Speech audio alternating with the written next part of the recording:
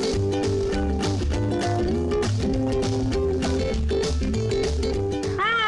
I'm Teacher Precious and welcome to Art Smart! Ang gagawin natin today ay ang imagination game. Okay? Gagamitin nyo ang inyong creativity sa araw na to. Subukan natin mag-isip, okay? Maging creative. Okay?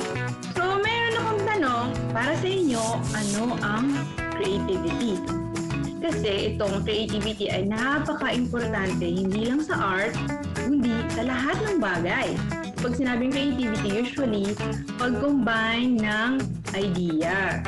Okay? Para makabuo ng bago. Okay? Or, ang creativity din ay isang paraan ng pag-solve ng problem. Pag nagsabing, siguro na-associate niyo yung creativity with arts, because usually when we do art, we practice creativity at yun yung gagawin natin ngayon. Usually when we do art, in some activities, yes, we develop and practice creativity. But not all arts and crafts practice creativity. So when you say drawing, shading, copying, coloring, folding, cutting, pasting, those doesn't really mean being creative. Hindi ibig sabihin nun na nagiging malikhain na kayo. Yun ang tinatawag na artistic ability. So pag sinabing artistic, ito yung pag-drawing, pag-kopya, pag-kulay, pag-paint. Pag sinabing creativity, pag sinabing being creative, ito yung pag-iisip. Ano na, sige, mag-drawing ka, pero ano yung drawing mo? Kinopya mo lang ba? Pag kinopya ba natin, may tanong ako, pag kinopya ba natin ng isang painting, kunwari, nagkopya tayo sa picture. Example, we copied a photograph. Exactly. Does it show creativity? Naging malikhain ba tayo kung kinopya natin yung drawing? Kunwari, sobrang ganda ng pagkakakopya natin. Kopyang-kopya talaga. Is it creative? Naging malikhain ba tayo doon? Gumawa ba tayo ng bago? May sinolve ba tayong problem sa pagkopya? When we copy, we call it imitation sa psychomotor domain sa mga teachers natin. So, ang first stage ay pag-observe, second stage ay pag-copy. So, ang creativity ay nandun na sa mas dulo. So, di ba, sa simula ng activity natin, we just started with copying. You're copying me because you're just a beginner. And then we try to modify, add more details, call that adaptation. And now, okay, we will practice creativity. This time, you will think. Ngayon, kailangan nyo mag-isip. Susubukan natin kung paano kayo mag-isip ngayon. Okay? Yan. So, ganun yung pinagkaiba. Magkaiba ang artistic ability sa creative ability. Magkaiba yon. Okay? Ang creativity, makikita natin pag may problema. Halimbawa, may bagyo, tapos may kailangan yung solusyonan. Paano hindi magkabaha, di ba? Lalagyan nyo ng mga harang, ganyan. Isa yung paraan ng pagiging creative. Hindi lang siya sa arts. Okay, nagkataon lang na na-associate nyo ang creativity at art kasi sa tuwing gumagawa tayo ng art, karamihan, pag pinag-iisip kayo, dun papasok ang pag-develop ng creativity. Creativity is something quite difficult to teach. But we can practice it. How? Through this game. Okay? So, ang gagawin natin ngayon, kakaroon tayo ng challenge. So paano ba na-develop ang creativity? Diba, na-mention ko kanina, solving problems. So, gagawa tayo ng problema ngayon. At solve nyo siya. So, paano? So, meron ako ditong shapes. We have shapes here. So, example here, we have 5 circles. Meron tayong circle, di ba? So, mamaya, mag-iisip kayo ng mga objects, bagay, or kahit ano na gagamitin nyo yung shape na nasa papel. So, yun yung ating magiging problem. Or box, diba? Sabi nila, creativity is thinking outside the box. So, ang materials na gagamitin natin today ay, so ngayon, ito yung gagawin natin. So, ngayon, meron akong example. Meron akong circles here. Ngayon, nag-isip ako, ano kaya yung mga pwedeng objects or bagay na circle? So, naisip ko na una, earth. O kaya donut. O kaya ano to? Watermelon yung mga naisip ko. So, pag sa square naman, naisip ko, pwedeng diamond, pwedeng die, pwedeng regalo, baka may naisip pa kayo iba. Okay, so triangle ay pizza, bilog, ano naman kaya pa? So, now get your paper. Let's try to draw 5 circles, 5 squares, 5 triangles. Okay? Okay, so ngayon, let's make 5 circles. Lagyan nyo ng konting spacing, So, kung hinahirapan kayong maggawa ng bilog, pwede kayong mag-trace. Pwede kayong mag-trace ng tape. Yan. So, kunwari yan. Trace ko lang to. Gawa ko ng 5 circles. 1, 2. Pwede nyo lagyan ng spacing, para pwede nyo rin drawing yan kahit sa labas ng circle. Pwede kayo gumamit ng kahit anong pang-bilog, pang-trace para madali. Yan. Tapos gawa rin tayo ng squares. So sa triangle, pwede sa atin iba-ibahin ng angulo ng triangle. Pwedeng ganyan. Yan. Drawing muna kayo ng shapes. Natin, kaya ako hindi ko muna prepare yung ibang ideas na naisip ko para kasabay ko kayo mag-isip.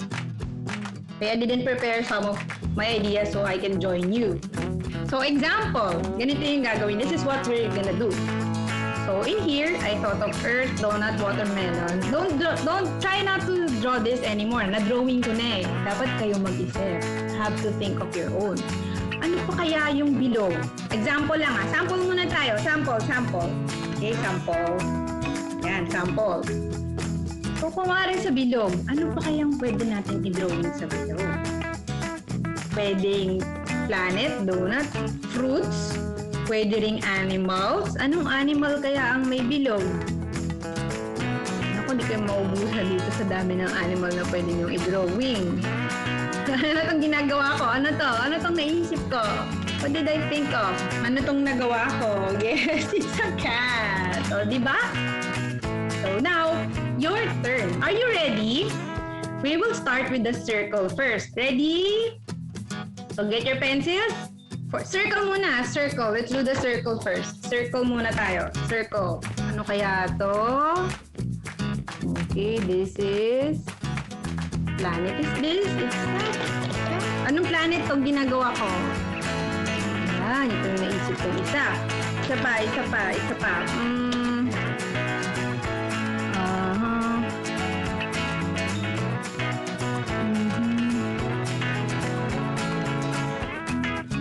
What's this? It's a monkey.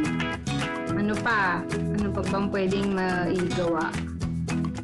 Na hindi nyo pa naisip. Gusto ko kailangan medyo mas challenging sa akin. Ano pa ba? Ang hirap pala dito. Alam ko na. Ayan. Buko. Ano ba yung buko? Coconut. Ano pa? O kaya Christmas ball na lang. Mas mukha pa siyang Christmas ball kaysa sa buko. Talagyan lang natin ng shiny. Paano siya lagyan ng shiny? Ito naman.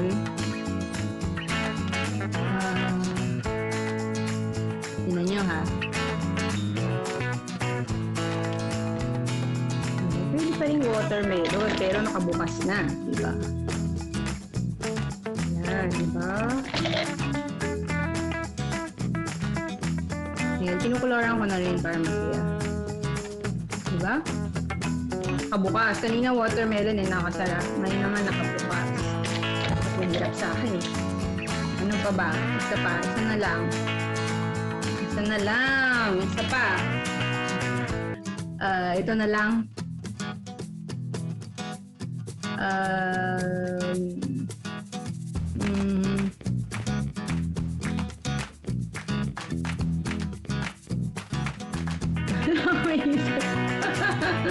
Mahirap. Lagyan natin ang kinang-kinan. So, ang akin naman, planet, Saturn, kasi kanina Earth Isang monkey, isang Christmas ball, mukhang eggplant. Sorry. Watermelon, tsaka ring. Pwede yung snowman, Kunwari, ganito. Circle, lagyan mo pa ng isa. Tapos, gano'n, di ba? Oo nga, turtle, look, turtle. So, dito, head, pawikan. Ayan, pawikan. Oh nga, no? Very good, di ba? Creative. Good job. Next shape is what shape is this? Square. So, we'll make squares naman. Ako, sige, drawing ko lang yung naisip ko. So, naisip ko, what I thought is a damit na nakatupi. Folded clothes. Ayan. May button pa, tsaka pocket. Natupi na. Tapos, naisip ko din, I also thought of a window. Super obvious, but still. Or chocolate bar. Window. And then, nipa hut. Nakaisip ako, nipa hut. Bahay kubo. Bahay kubo. Ano pa? What else? Ako naisip. Ang hirap. Na-pressure ako. And then, you know, when you're pressured, yun mas nahirap mag-isip. Did you know that? Creativity. You can practice more creativity when you're bored. Kasi minsan wala ka nang maisip. Doon ka makakaisip ng new ideas. That's why artists sometimes need time to relax. Because sometimes pag masyado ka nag-isip, napapagod na yung utak. So part of the creative process is actually, ano tawag doon? Before illumination. Illumination is the aha moment. So before that, you have to relax. Step time, and think. Ganun ng mga artists. Kaya minsan yung ibang artists na nakikita nyo, lalayo muna sila sa city, dito sa limit na place, they think, they relax. So that's one way to think of new ideas. Mahirap mag-isip ng ideas pag bombarded tayo ng stress. Ganun po yun. And then next, building. Ano pa? TV. Monitor. TV daw, TV na lang din ako. Wala na ako maisip. Old school na TV, may antenna pa. May naisip pa kayo, just draw more on another paper. If you can think of more, may naisip pa kayo, just draw. You just have to practice and practice and practice. Pag mas sanay na kayo, ito pa lang isang basic mula sa basic shapes. Mas mahirap yung pang random na. Kasi hindi na siya shape. Random stuff. Random object or random thing. Bigyan ko lang ng kulay para okay, now, what's our next and last shape?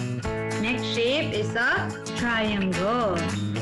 What can you make out of these triangles? Ano naman yung magagawa niyo sa triangle? So ang naisip ko sa triangle, asan na yung ginawa ko? Ayan, naisip ko sa triangle, yung una, tent. Alam niyo yung tent? Tent sa loob, damuhan, tent. Pang-camping. Hindi natin ang damo-damo. Tent. Tapos yung isa naman, naisip ko, ice cream. Ice cream, cone. May flavor, may tunaw-tunaw pa.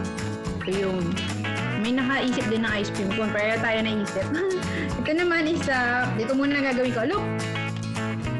Cute. Pwede ring animal ang triangle. Look! Diba? Pwedeng fox, pwedeng dog. O yan, aking animal. Kita ba? Para kita.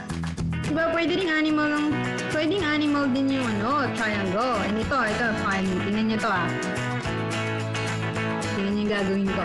You can combine, diba? Sabi natin, thinking outside the box. So, hindi lang kailangan na follow ako sa rules. Basta gamitin yung triangle. Angry eyes, yeah. Diba? If you've watched my other videos, ganyan tayo din. Diba? May character na ako from the triangle. Kanina ko lang naisip yan. Tara! You know, the ideas that you have, pansin nyo yung mga ideas nyo, will also be based on your experience and your observation from your surroundings. So as an artist, it's better if you're an observer, a good observer. That's one of the 8 studio habits of mine. Observer kayo. Kasi pag artist ka and then you observe your surroundings, you can have more ideas. And pagdating sa creativity, when it comes to creativity, you can generate more ideas. Mas marami kayong pupunan. Okay? So the next time you go out, the next time you watch something from your computer or TV, next time you experience something, you try to observe and analyze it. So next time na may creativity tayong ganito, creativity sa class, pwede nyo siyang isipin. Okay? And then, yan. Okay? So, right. Thank you so much for joining us today. So, tulad na nakita nyo, lahat tayo ay pwede maging creative. Okay, so what we did today is more of an adaptation. Kasi minsan mahirap mag-isip, maging creative from scratch. So at least now we're guided. Okay, and if we always think outside the box, we always give room and practice creativity, we can, magiging instinct na lang siya. Okay, we can always practice it. Okay, we'll develop our creativity. Okay, thank you so much everyone. Thank you for joining. Bye! Know your art, be art smart.